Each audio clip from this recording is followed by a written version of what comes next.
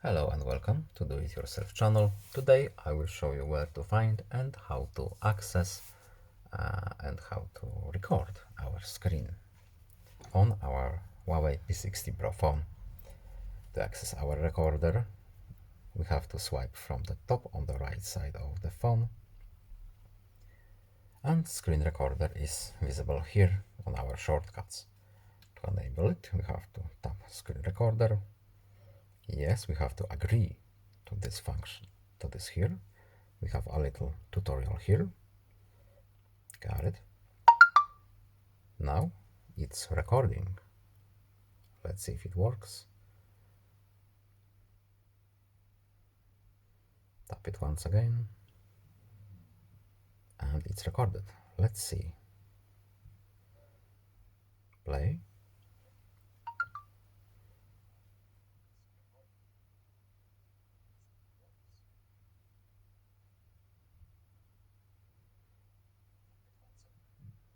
As you can see, it's working. It recorded phone alerts, my voice, and what's happening on the screen. Very easy to use, very easy to find. I hope this video was helpful to you. Please leave a like and subscribe. Have a nice day and see you in the next video. Goodbye.